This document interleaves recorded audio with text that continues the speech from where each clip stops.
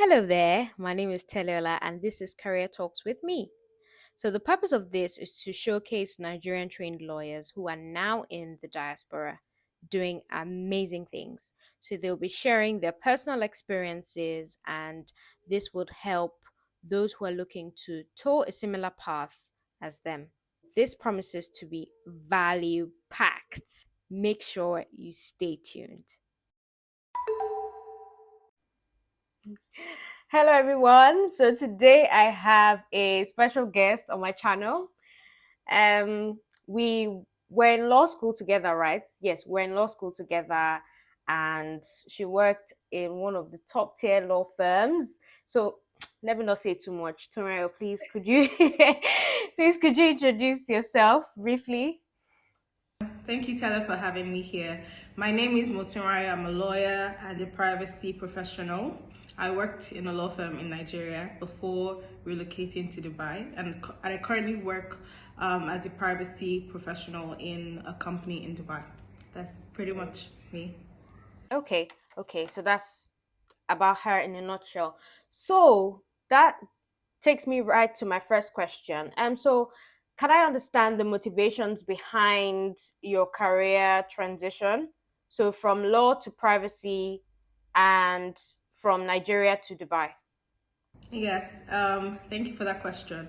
So, first of all, to establish like what privacy is pretty much about data protection, confidentiality of personal data, about protecting your rights as a data subject, as someone who has information, confidential information, or actually general information like your name, your medical information, your photographs, anything that has to do with you, anything that makes you identifiable is personal data. So privacy is about protecting that data from exploitation, from unauthorized access, and ensuring that you as a person, you have your information confidential. Um, and it's pretty much an offshoot of law. It's not entirely legal, but it's an offshoot of legal because I mean it's laws that provide for personal data protection, right? But now it's been globally acknowledged as a separate, distinct area, quite closely related to cybersecurity. So yes, I did start my career as a lawyer at a law firm. I was in the TMT field, which is telecommunications, media, and technology.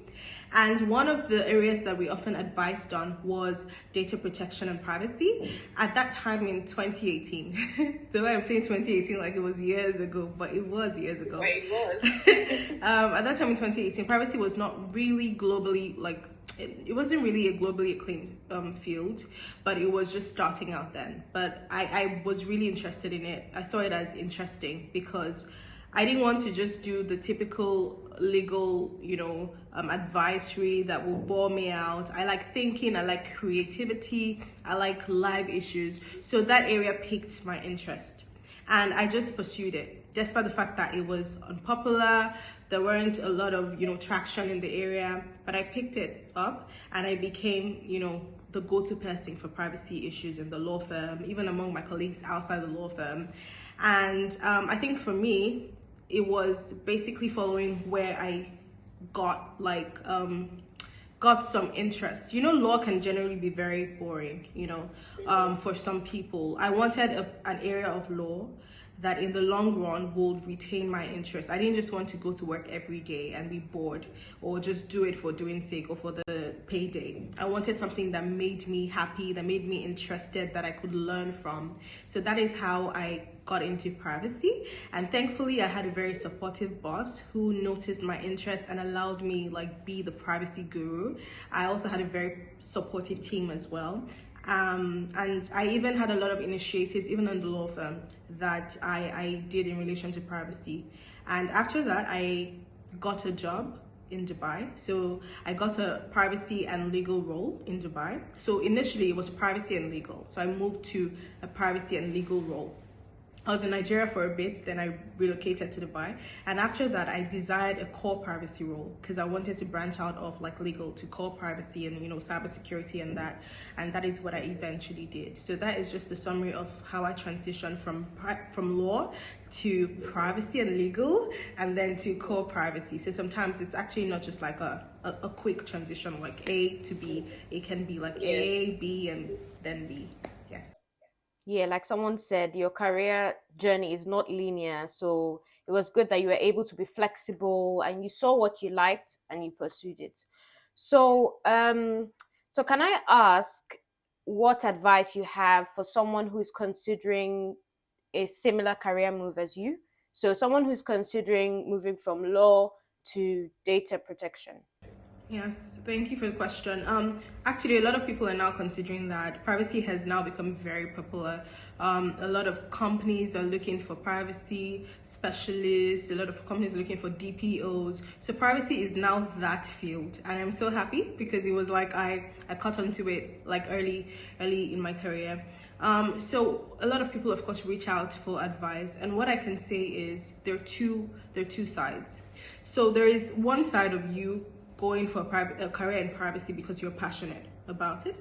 And then the second side is you going for a career in privacy because a lot of people need privacy specialists and because it's now a popular field.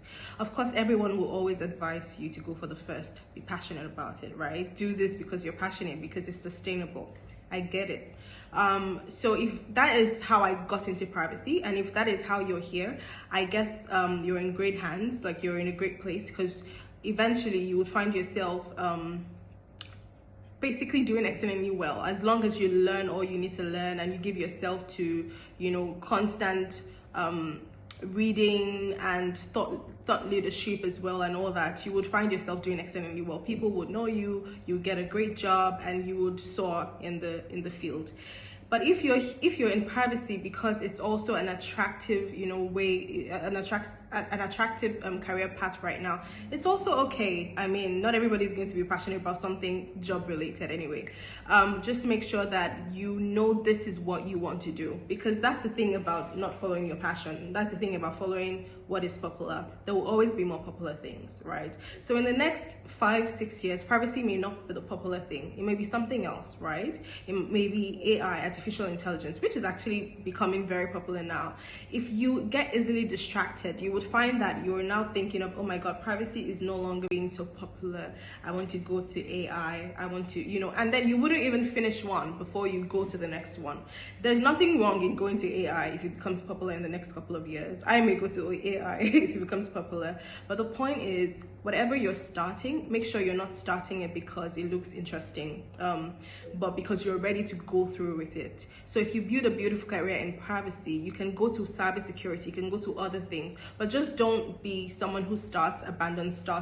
I think that's my main advice, especially now, like we're having a lot of traction in the field.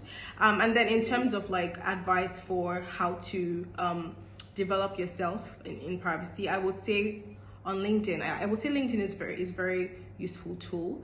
In as much as some of us don't really, always like being on LinkedIn, I think its benefits outweigh whatever concerns you may have.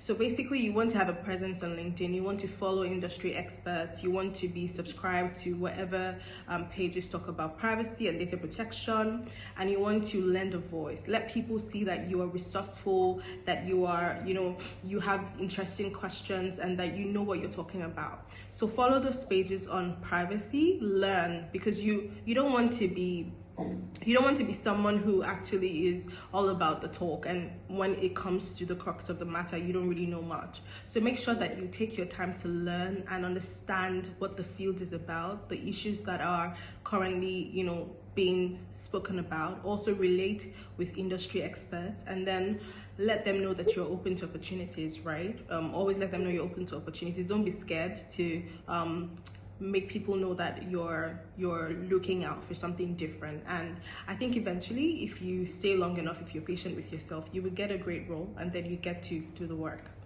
Okay, so what qualities do you think are essential for someone who would like to work in privacy and thrive? You must be God fearing.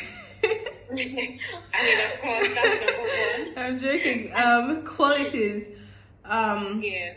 so I think that for privacy, you must be very creative, right?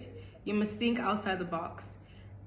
For typical legal fields, right? Of course, there's some level of creativity required, but then you can just get along by reading the fine lines and, working off a book, just seeing, okay, how is this done? You can replicate things, basically, in most areas of law. But for privacy, you need to think outside the box a lot of times because sometimes um, you're dealing with situations that have never happened before, especially because it's largely a new space. So you're dealing with situations that has never happened before. You're trying to quench fires. You're trying to ensure that your company doesn't get fined, right? Or that you don't have to report a breach, or that you deal with a data subject request without it escalating. So you have to be very creative. I think that's one thing that has helped me think outside the box. How can we ensure that we deal with all our regulatory requirements properly, even with a small team? Because sometimes you won't have a large team, right? Especially because it's a growing field. So one, I think creativity. Two, I think you have to develop some level of passion along the line. So initially I said you might getting into privacy without passion, but along the line I think you will need some passion because it can be very demanding. So it pretty much takes over like everything. So daily you have data subject requests, and under the various laws there are timelines within which you must respond to this request. Typically you must acknowledge within 24 hours, which means that you have to be very attentive to your emails, right? Because you don't want to miss a data subject request and not acknowledge within the required timelines. Also, you want to be able to do DPIAs for new projects when required, and even pick up the projects that DPIAs are required for. So you must be very aware and have some passion for the field, I think, in the long run. Another thing I would say is you must be a very good communicator. That's one thing that I think is very important. In my role, I lead trainings. Like I lead a lot of trainings, monthly, weekly, quarterly is a huge part of my job, speaking to people about privacy, the various teams, right? Because privacy is not a legal thing. It's not a compliance thing. It's a firm-wide thing. It's a company-wide thing. In your marketing team, in your HR team, in your finance, there's processing of data going on. There's processing of personal data. So you want to make sure that everybody understands what is required of them so that you prevent a data breach or an incident. So because of that, you must be a good communicator. You must learn how to speak to people.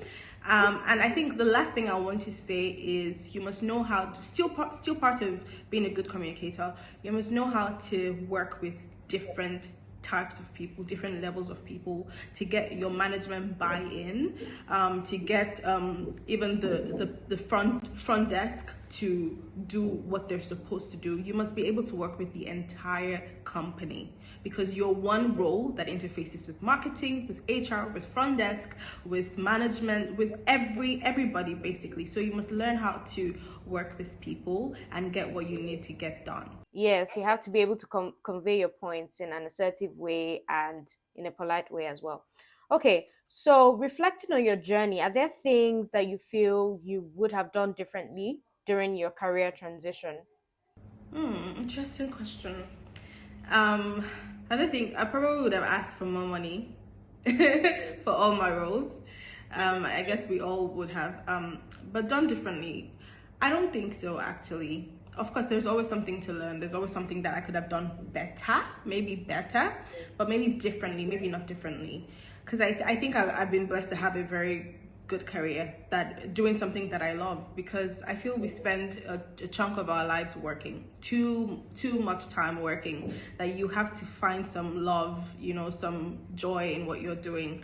So I think differently, maybe not, but better, maybe yes, in terms of maybe negotiating, maybe putting myself out there more. Yeah, maybe, but I don't really think there's anything I would have done differently, because right from the start, when I started my career, I very easily identified what I was passionate about.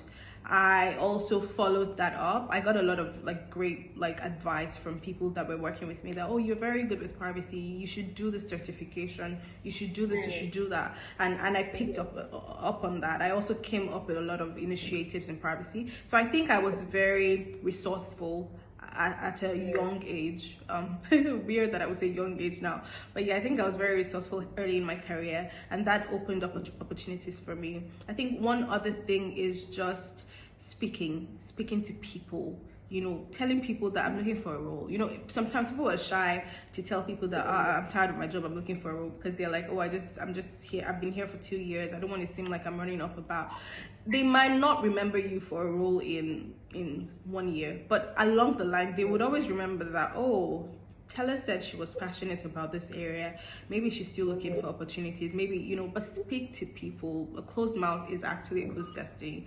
Like, you want to tell people that you're interested. Because the role I got in Dubai, the first role I got in Dubai, it was based off recommendation, right? I was in Nigeria for some months before I moved to Dubai. It was based off recommendation from someone who knew I was looking for a role, but she would not have known if I didn't tell her, because she's not a mind reader. Absolutely. You know, so speak up. Even on LinkedIn, like, reach out to people. They may not respond to you, but they know, like, in their subconscious, you know.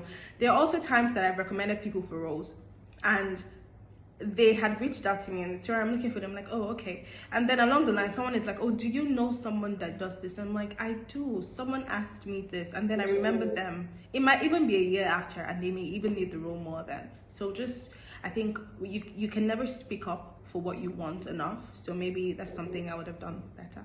Yeah, because I mean, what's the worst that can happen? The worst that can happen is you would get to know.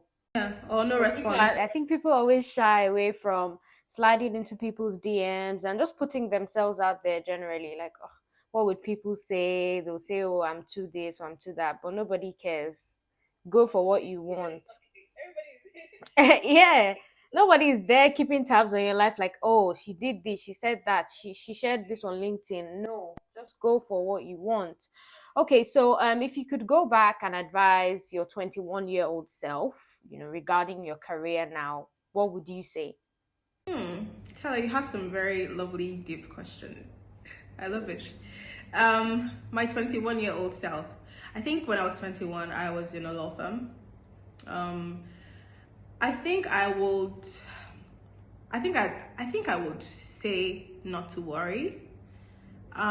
Because when we started working in a law firm, for a lot of us, it was just like, okay, we've reached the end. Like, all the study we had been doing for 5 years or more had just been like, oh, we're trying to get to law school and come out and get to law firm. That was like the end. So when you eventually get to that place, you're like, okay, I'm here. You know, like, what next? A lot of us didn't have an idea what we would love doing. A lot of us did not have an idea what we would enjoy, if we would enjoy it, or how long we would be doing it. For me, I wasn't necessarily very worried. I was just curious, like, okay, so how long am I going to do this for? Am I going to find joy in it? So I think what I would advise, what I would have advised myself then, what I would advise anyone who's finding themselves in a similar situation is, don't worry, just do the work, just trust the process, trust your God, just put your best foot forward, like, be excellent, like,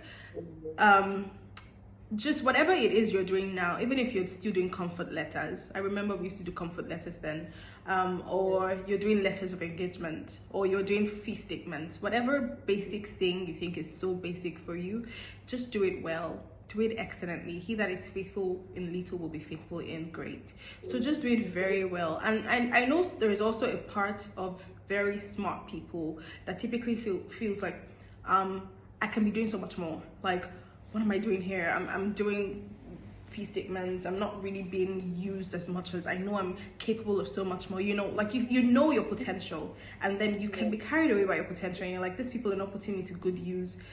Don't worry about it.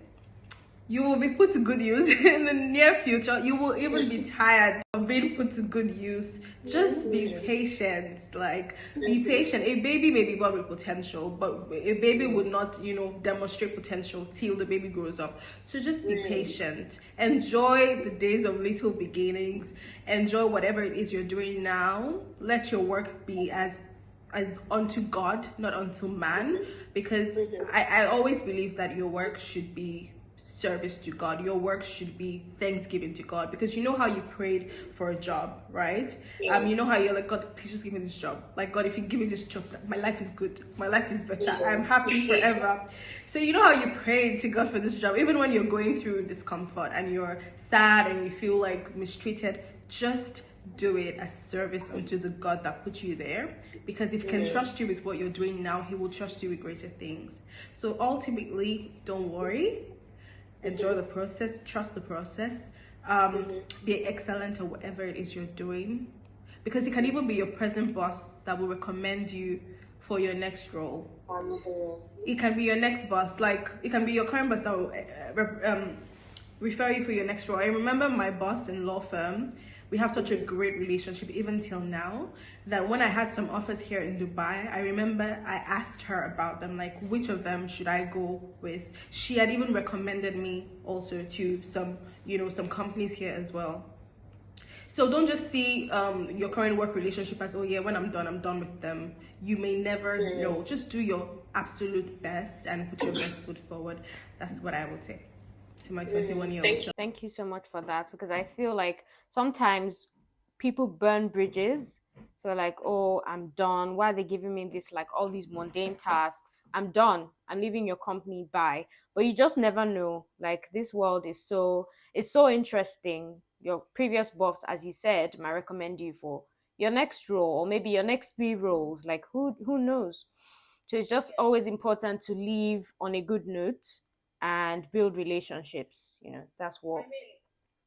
To be fair, I would like to also add a qualification. I know sometimes it's not your fault that you can't live on a good note.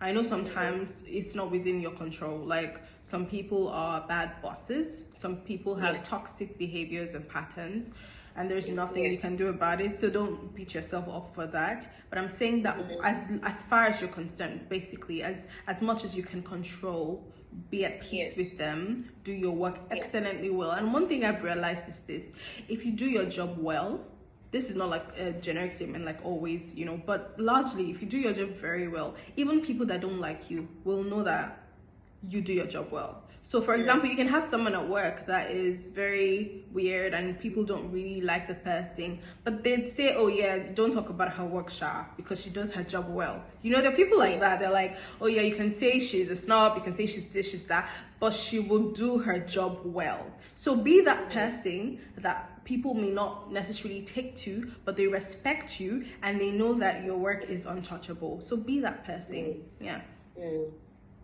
Yes, like excellent. You can never hide excellence. So even if they don't like you, they just know that you are excellent at what you do. That's amazing. Okay, so did you face any challenges during your career transition? I know you moved from Nigeria to Dubai. So were there any challenges you faced, any culture shocks?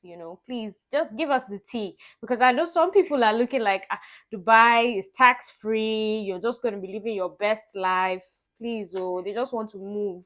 Please, give us the tea. Um, to be honest, I think I'm blessed to be here. I love it here.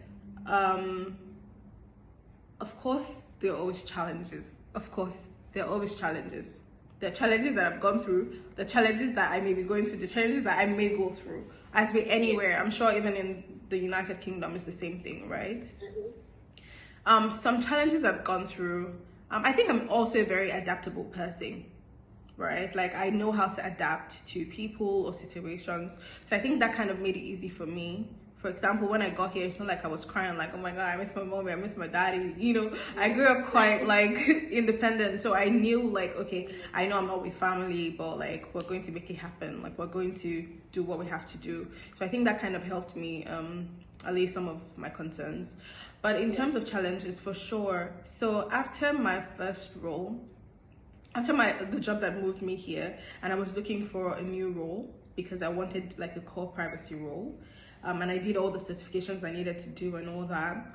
I think the first thing was people don't know you, they don't know your history, right? Dubai is a very like there's so many people here from different, it's an expat community, right? So the expatriates here, like there are people from different parts of the world, and that is one thing I love about it. So you meet people from different places, but no matter how smart you are or how great your work ethic is, people don't know you, like they can't vouch for you. You know how in Nigeria, for example, if I get a job in, say, Nigerian breweries or something, a company or something, Yeah. someone there can say, oh, I know this person, the firm you're coming from, let me just confirm. And they pick up the phone and they're like, hi, how is Motoraya, does she work well? In this place, who do they want to call? They don't really know anybody. They can't really vouch for you and your competence. So you need to prove yourself. Even during the process of interviewing and all that, you need to really prove yourself. And that can be very challenging because one, you're a young black woman.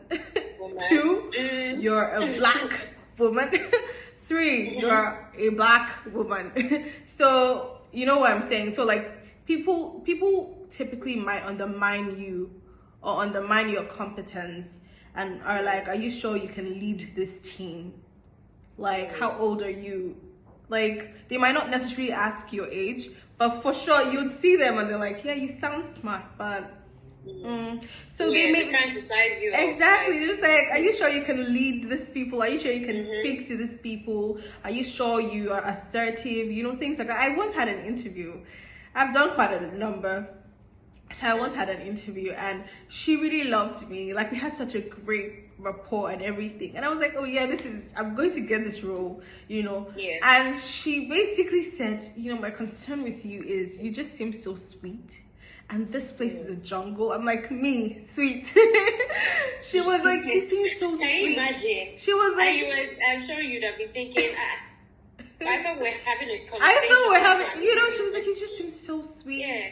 And I love that, but this place is a jungle. Like this place, you have to lead like a lot of men that are this way or that way, and I'm just not sure. That is my concern. Like, how do you react to pressure at work? Like, you look like you can't have a disagreement. I'm like, I can't, ma.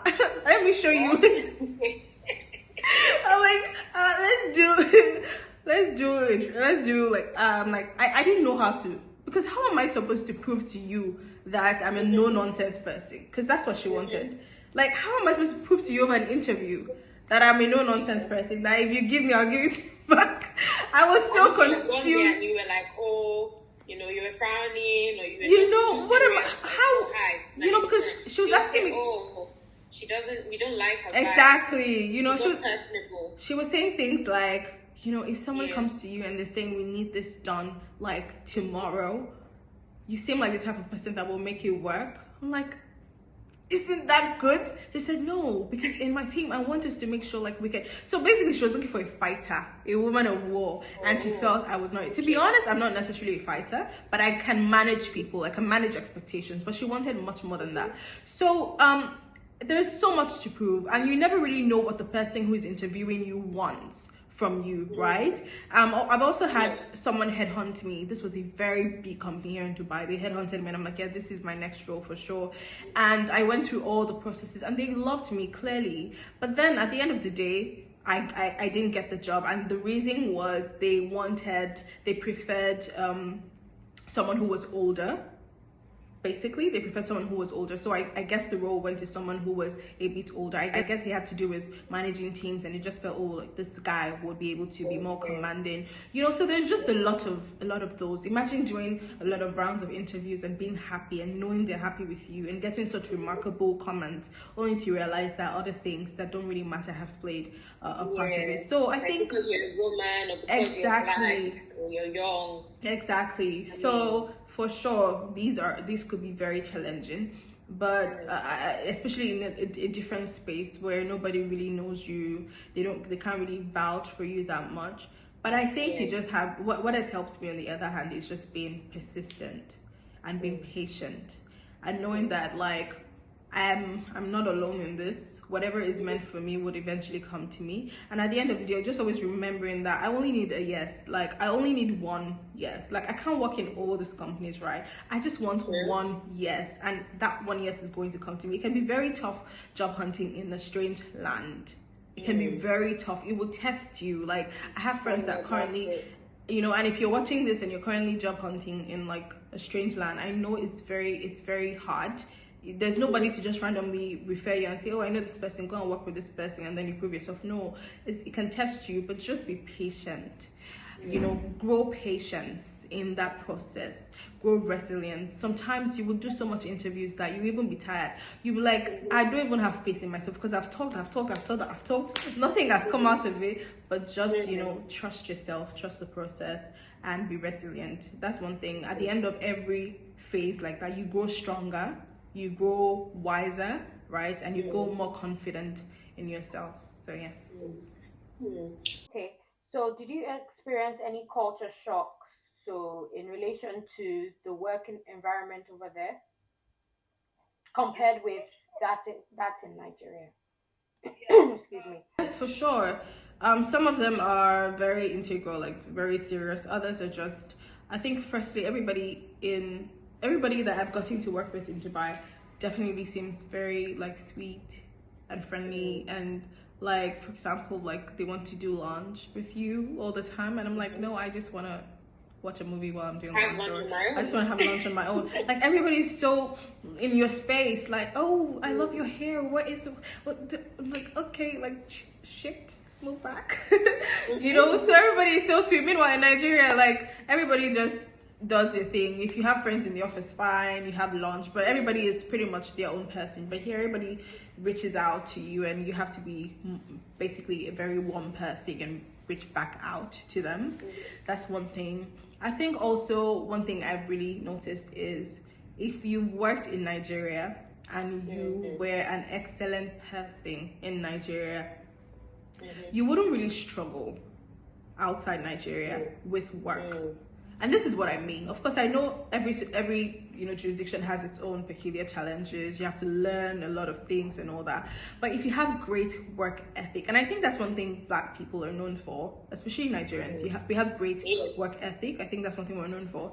You wouldn't really struggle. So sometimes you're just doing, I won't say bare minimum, but like you're doing a good job, what you think is a good job, but they think like, oh my god, that is amazing, like like you're preferring solutions to problems, and for them they're like, oh my god, you're a genius, like and you're like, okay, in Nigeria this wouldn't even cut it. Like they would want my life in Nigeria, they want more and more, and that's one thing about how beautiful the process is. Whatever you've gone through will make your future easier for you, will make your next steps easier for you because you're prepared, right? So yes, I think that they really rate us here, because they see where we're coming from. They see the amount of work that we put into what we do, right? And they see the excellence that we have. So I think that's one thing. If you've worked, having a background in a law firm in Nigeria, right? You know how it is, Stella. You know how it can be very Of course. demanding. In other jurisdictions, I think in terms of the work ethic and what is required, it might be quite easier for you just to because you're already used to timelines. Like in Nigeria, like you're used to dealing with crazy timelines. Like a client wants something tomorrow, you have to get it done tomorrow. So here you're very used to working fast, working at a fast pace already, right? Or doing those additional things. So when you do it here, like you're like a star, so I think those little things I have learned, generally in terms of like leaving outside work. Of course, the just the things that I've noticed. Of course, the UAE is way safer. It's very safe here. It's tax free as well. That is very nice. You work with people from different walks of life, like different countries. So you have to learn how to be respectful, like get along with people. Also be assertive when you have to. But yeah, I think so far it's been fun. It's been thrilling, and I'm grateful for the experience. Okay, so that's good. So, I mean, if you want to move to Dubai, just feel free to Feel free to message Soraya. She's the poster girl for living in. That's your girl. I wish. Yeah, so I was going to ask about your work-life balance. So, how does your role give you the work-life balance that you desire, or how is it in privacy? Because I know in law, like in law firms, the work-life balance is not, is it really there? In Nigerian law firms, where you're working weekends, do you really have a life outside of work? I'm Quite not sure. not. So, yeah, how is it for you? Good question. I think that as you grow in your career, you know how to work around things more. Yeah. So you know how to manage your time better, right? Of course, you're smarter, right? Because you have the experience, you have the exposure, and you also know how to handle yourself more. So I think for me, it's been easier navigating it here. So basically, plain and simple, as an associate in a law firm, right?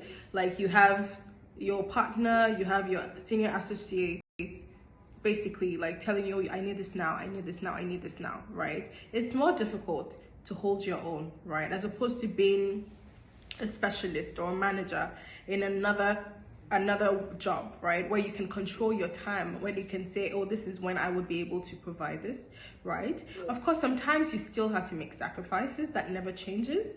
Sometimes you still have to have meetings at odd hours. You have to check your emails 24/7. Thank you. I just remembered I need to check my email. You have to check your emails 24/7. You have to basically give yourself to work. The responsibility increases actually as you grow, right, in your career. But then in terms of like how accountable you are, how answerable you are to other people, right, that makes you say, well, I have to do this now, it kind of reduces, because people trust you to be able to deliver when you need to deliver, right? People don't like babysit you and are like, oh, when are you doing this, how are you doing this? People can trust you that Soraya will get the work done, right? They can trust you with it. So I think it's really better. The responsibility for sure has increased, but me being able to manage myself is something that has also come into the picture. So basically, you work around it. You know how to work around it. So yes, to your question, I think work-life balance is better now because I can control it. Right, I can control it. If the weekends I need to maybe work, I know, okay, I'm going to work this weekend. But nobody is saying, oh, you have to work this week. At least for me, of course, I'm sure maybe law firm may be different, but for me, nobody is saying, oh, you have to come to the office this weekend. You have to. It's more like, oh, this is the body of work. We don't know how you're gonna do it, but get it done. Like all the best, but get it done, and then you can figure out yourself. So yes. Yeah. Because even in law firms, I think even if you're a senior associate or you're a partner, you still have to work weekends and on holidays sometimes. Yes. Because it's quite demanding. Yeah. Okay, so let's just move from, the serious aspect and just move to social life. How is it there in Dubai? Because that's the concern that people have, like, even though it's cosmopolitan, but, it's still a Muslim country. So how's the social life as a Nigerian, maybe someone from Lagos that likes attending Owambe every weekend? So how would they survive? Would they be able to survive? How's the social life like? Is there a Nigerian community there? Yeah. So to be honest, I didn't realize people actually had a lot of questions and concerns about like social life in Dubai till like maybe last year, late 2023, that is, when I had some people say, I'm contemplating moving to Dubai, what are your thoughts? I'm scared it's a Muslim place, blah blah blah. And I'm like, you're scared? What? Scared about what? Dubai is the most fun place that you could work. I mean, arguably, but for me, I mean, I've only worked here in Nigeria, but yeah, I think it's tremendously fun, right? Like Dubai is a tourist attraction. First of all, you have so many things to do. I've been living here for going to 3 years. Yes, going to 3 years, and I have not even gotten to half of the things that I could do in Dubai. There's so much to do in Dubai, and it's safe, so you're not scared of doing something and it going wrong, hopefully. So there's so much fun to have in Dubai.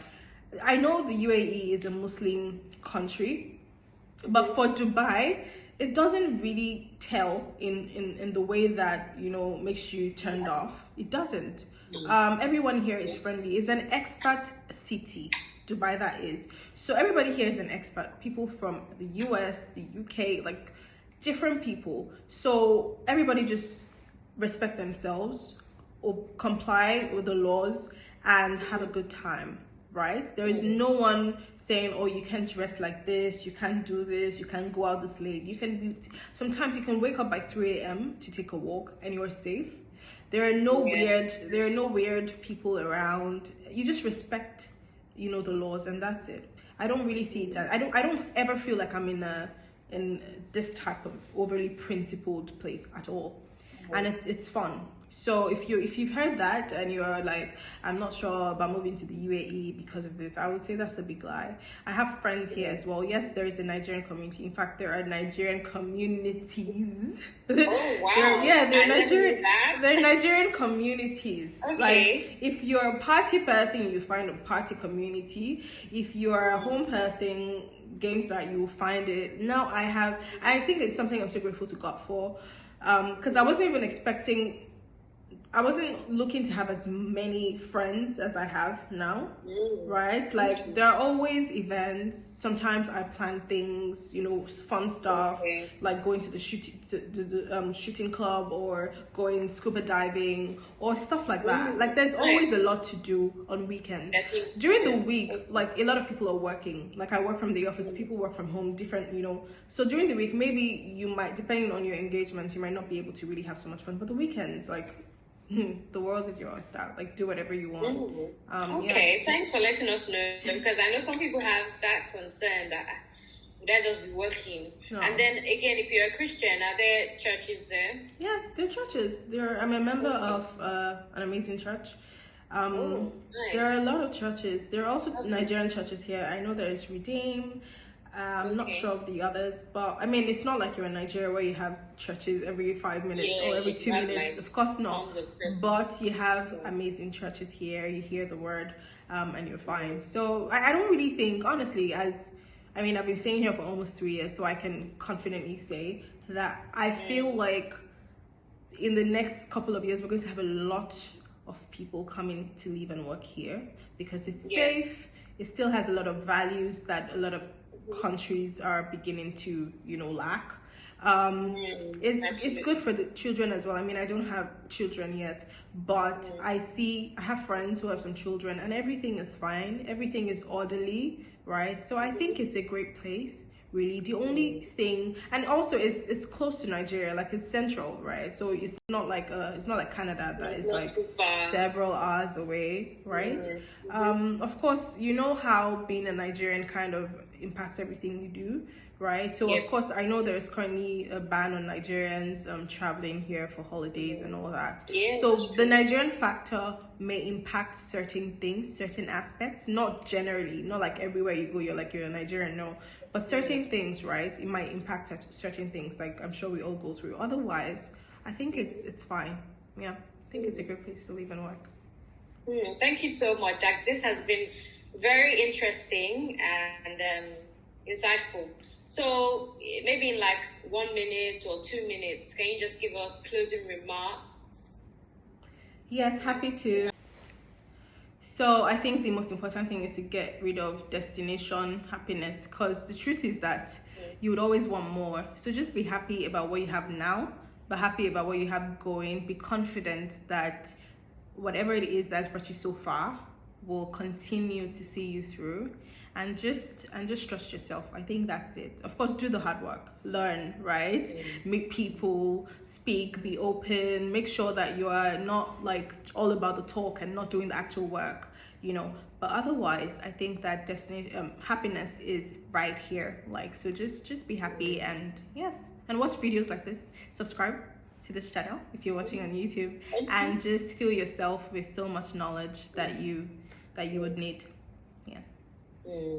Yes, thank you so much, Tarayo. I'm so grateful, and it's been an absolute delight to have you here. Same here. please, I'll leave your handles, your social media handles, and your LinkedIn handle in the description box below. So if you have any further questions after listening to this, please don't spam her inbox. But if you have any specific, because I know people will be like, please tell me what do I need to do to move to Dubai? And you're like, this is almost 40 minutes or 50 minutes video. Is it that How do I get a visa? Yes? Please, do you offer visa Please services? help me apply. She doesn't work in the consular office. Thank you very much. Thank you. But yeah, that was on a lighter note. Thank you so much, Saraya, Thank you so much, Talia. being my guest here. And My pleasure. yeah, enjoy the rest of your day. You too. Please don't forget to like, share, and subscribe.